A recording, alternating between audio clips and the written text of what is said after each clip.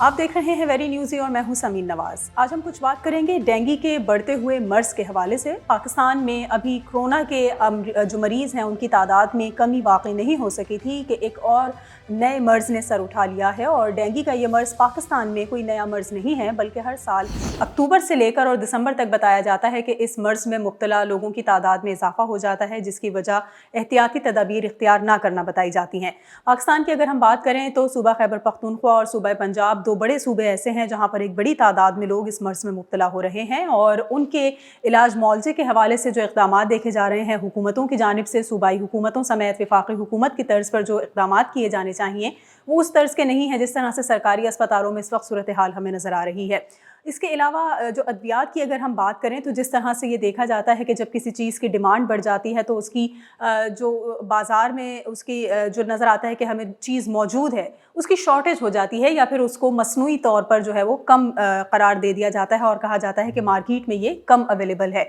इसी तरह से डेंगू बुखार में मुब्तला मरीज़ों को अब पैनाडोल जैसी आम गोली ख़रीदने के लिए भी इजाफी रकम देना पड़ रही है और मार्केट में इस अद्वियात की शॉर्टेज की वजह से परेशानी का सामना भी करना पड़ रहा है। डेंगू आखिर क्या मर्ज है, ये किस तरह से फैल रहा है और पाकिस्तान में लोग इसमें इतनी तेज़ी से क्यों मुब्तला हो रहे हैं, हर साल इस मर्ज में मुब्तला होने वालों की तादाद में क्यों इजाफा होता चला जाता है और इसकी रोकथाम को कैसे मुमकिन बनाया जा सकता है, इस पर हम आज कुछ बातचीत करेंगे, जिसके लिए हमारे साथ मौजूद हैं डॉक्टर सैयदा सदफ अकबर। उनसे हम जानेंगे कि डेंगू के मर्ज की क्या वजूहात हैं, क्या इसके सिम्टम्स हैं, क्या इसका तरीक़ा इलाज है और जो चीज़ें यहाँ पर हम देख रहे हैं कि इम्प्लीमेंट की जा रही हैं इलाज की मद में, उसको किस तरह से उसकी रोकथाम में मुफीद करार दिया जा सकता है या नहीं। बहुत शुक्रिया डॉक्टर साहिबा, आपने वक्त दिया प्रोग्राम के लिए। पहला सवाल मेरा आपसे यही कि हमारे देखने वालों को थोड़ा सा ये बता दीजिए कि ये डेंगू क्या मर्ज़ है और किस तरह से ये फैलता है, क्यों कर इसमें तेज़ी से इजाफा हो रहा है। ये वायरस एक मच्छर जिसे हम एडीज एजिप्टाई कहते हैं, उसके ज़रिए फैलता है। और ये जो मच्छर होते हैं इनके जिस्म पर जो है सफ़ेद रंग की स्ट्रिप्स होती हैं, जैसे हम उर्दू में जो है धारियाँ कहते हैं, तो इनके ज़रिए इनकी जो है आइडेंटिफिकेशन हो रही होती है। और इन मच्छरों की ग्रोथ का जो सूटेबल एनवायरनमेंट होता है वो जो है माह सितंबर से दिसंबर तक का जो मंथ्स होते हैं वो बहुत ज़्यादा इनके लिए साजगार होते हैं, क्योंकि इनकी परवरिश जो है बेसिकली ना जब बहुत ज़्यादा सर्द मौसम हो ना बहुत ज़्यादा गर्म मौसम हो, तो इनमें जो है इसकी ग्रोथ बहुत ज़्यादा होती है कि 10 to 14 सेंटीग्रेड दर्जा हरारत पर जो है बहुत ज़्यादा ये अपने आप को जो है ग्रो कर रहे होते हैं। और ज़्यादातर जो है इनकी परवरिश जो है साफ़ पानी में होती है, साफ़ पानी और ठहरे हुए पानी में। कि हमारे पास मानसून की बारिशों के बाद कि सितंबर से दिसंबर तक के जो हमारे पास वेदर होता है या मौसम कह लें, उसमें जो है इन मच्छरों की जहाँ पर जो है हमारे पास हमारे इर्द गिर्द हमारे घरों में, हमारे गली मोहल्लों में, हमारे सिटीज़ में जहाँ पर साफ़ पानी और फिर स्टेगनेंट वाटर ठहरा हुआ पानी जहाँ पर मौजूद होता है, तो वहाँ पर इन मच्छरों की जो है ग्रोथ हो रही होती है। जो फिर जब उनको जो है एक मुवाफिक एनवायरनमेंट मिलता है तो पर ये फिर बहुत ज़्यादा जो है तेज़ी से ग्रो करते हैं। डॉक्टर साहब, ये बताइएगा कि इस मर्ज से महफूज रहने के लिए क्या एहतियाती तदाबीर हैं या कौन से ऐसे हम कह सकते हैं कि प्रिवेंटिव मेजर्स हम ले सकते हैं कि ज़्यादा से ज़्यादा लोग इस मर्ज में मुब्तला ना हो, क्योंकि पाकिस्तान में बीमारी आती बहुत जल्दी है लेकिन उसको जाने में काफ़ी वक्त लग जाता है, क्योंकि यहाँ पर जो इक़दामात किए जाते हैं हुकूमतों की जानिब से या जो अस्पतालों में हम देखते हैं कि इंतज़ामात मौजूद हैं मरीज़ों के लिए, उससे लड़ते लड़ते लोगों को काफ़ी वक्त लग जाता है एक मामूली से मर्ज़ को भी शिकस्त देने में। तो डेंगू के मर्ज़ से महफूज रहने के लिए कौन से ऐसे प्रिवेंटिव मेजर्स आप बताएंगी या कौन सी एहतियाती तदाबीर इख्तियार की जा सकती हैं कि लोग इसमें मुब्तला ना हो। देखिए, जब हम बात करते हैं कि डेंगू वायरस से महफूज रहने के लिए हमें ऐसे कौन से एहतियाती तदाबीर इख्तियार करनी चाहिए, तो इससे मैंने बताया कि डेंगू का जो मच्छर होता है जिसे हम एजिस एजिप्टाई कहते हैं, ये ज़्यादातर जो है साफ़ पानी या फिर स्टेगनेंट वाटर में या फिर जहाँ पर जो है ठहरे हुए पानी की मौजूदगी होती है, वहाँ पर इन मच्छरों की जो है लार्वों की ग्रोथ हो रही होती है, इनकी अफजाइश हो रही होती है। तो हमें सबसे पहले तो अगर हम इंफ्रारेड सतह पर बात करते हैं तो हमें सबसे पहले अपने घरों में, अपने ऐसे दफातर में, अपनी जगहों पर जो है ऐसी जगहों की आइडेंटिफाई करना बहुत ज़रूरी होता है, क्योंकि जैसे हमारे घरों में जो लॉन में ऐसे खाली टायर मौजूद होते हैं, ऐसे आराइशी गमले मौजूद होते हैं जिनमें जो है बारिशों के बाद साफ़ पानी जमा हो जाता है। बहुत सारे लोग अपने घरों की छतों पर परिंदों के पीने के लिए जो प्याले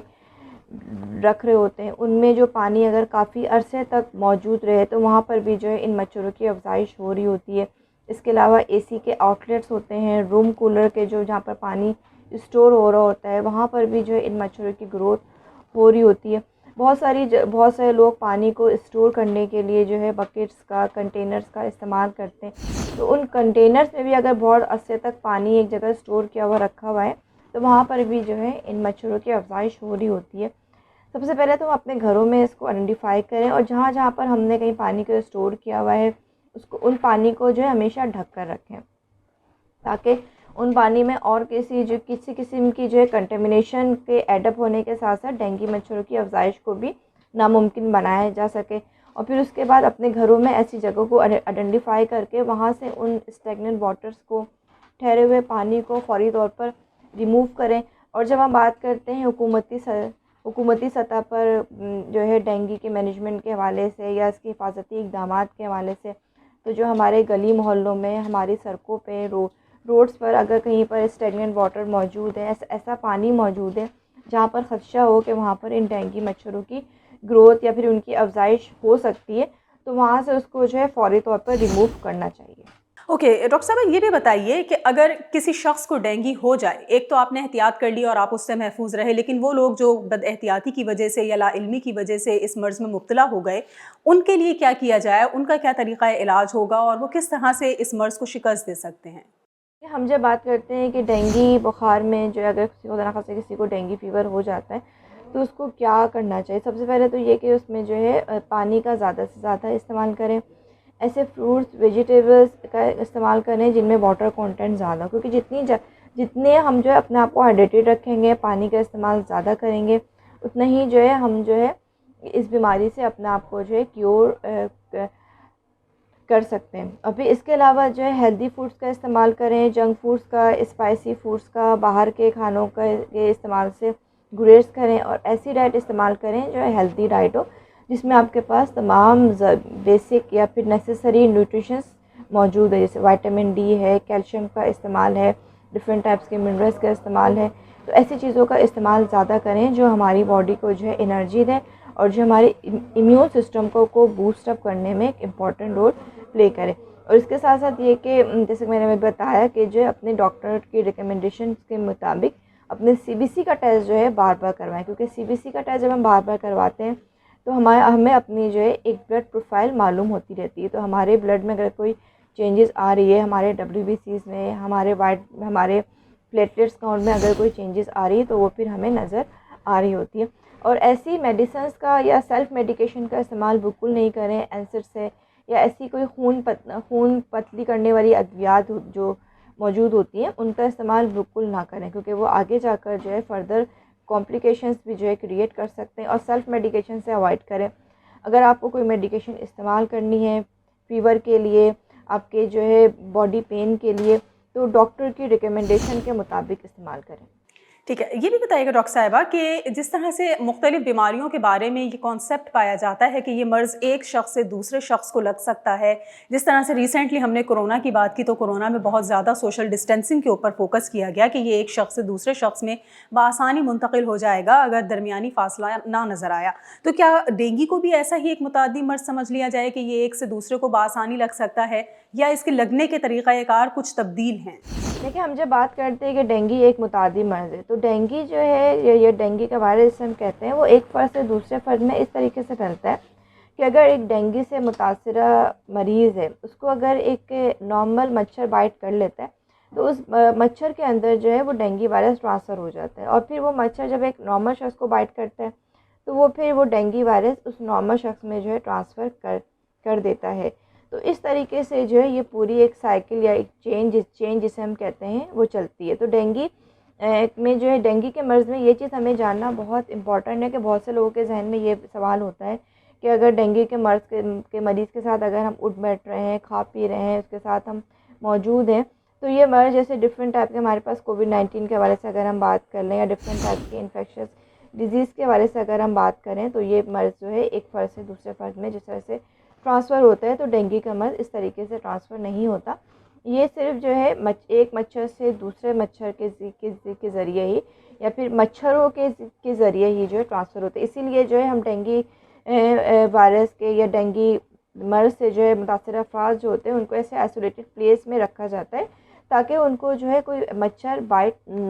ना करे, और फिर अगर उनको कोई मच्छर बाइट कर ले तो फिर खुदा ना खास्ता वो किसी नॉर्मल फर्द में जो है उस वायरस को ट्रांसफ़र कर सकते हैं। तो डेंगू के जो है फैलने के जो एक मैकेनिज़्म होता है वो ये होता है। ये भी बताइएगा डॉक्टर साहिबा कि क्या किसी एक शख्स को ज़िंदगी में सिर्फ एक मरतबा ही डेंगू होता है या एक से ज़्यादा मरतबा भी ये मर्ज़ हो सकता है?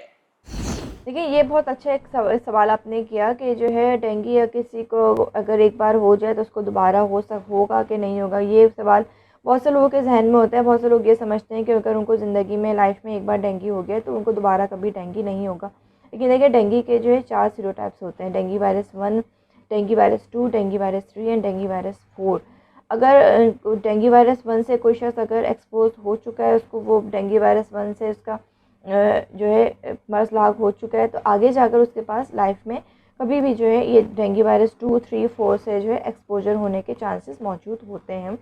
और ये कि अकॉर्डिंग टू डिफरेंट रिसर्च इसमें जो है सिविरिटी के चांसेस भी जो है फिर इंक्रीज़ हो जाते हैं, क्योंकि देखें इसमें अगर आपका अगर स्पेशली उन लोगों के साथ जिनका इम्यून सिस्टम इतना स्ट्रॉन्ग नहीं होता, जिनकी क़ुव्वत मुदाफ़त इतनी ज़्यादा स्ट्रॉन्ग नहीं होती, तो अगर उनको लाइफ में दोबारा कभी डेंगू होता है तो उनके जो है फर्दर कॉम्प्लिकेशंस के या फिर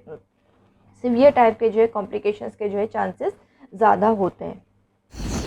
ओके, लास्ट में मुझे बिल्कुल ये बता दीजिएगा कि जिस तरह हम कह रहे हैं कि पाकिस्तान में डेंगू के केसेस बढ़ते चले जा रहे हैं, तो क्या इसकी एक बड़ी वजह यही है कि इस वक्त तमाम तर इदारों की तवज्जो कोविड के हवाले से कोरोना के ऊपर थी, कोरोना की रोकथाम के लिए उसके एहतियाती तदाबीर के हवाले से, और हमने डेंगू को नज़रअंदाज कर दिया, जिसकी वजह से एक बहुत बड़ी तादाद इस वक्त पाकिस्तान में डेंगू के मरीज़ों की देखी जा रही है? ये बात बहुत से लोगों के जहन में है कि जो है इस साल जो है डेंगू वायरस के केसेस में या डेंगू के मर्ज़ में इजाफा इसलिए देखने में आया है कि जो है हम ज़्यादातर जो है कोरोना वायरस की वजह से इस पर इतनी ज़्यादा तवज्जो नहीं दी गई। लेकिन अकॉर्डिंग टू डिफरेंट रिसर्च हमारे पास जो है गुज़िश्ता कई सालों से जो है डेंगू के जो केसेस हैं उनमें इजाफा देखने में आ रहा है।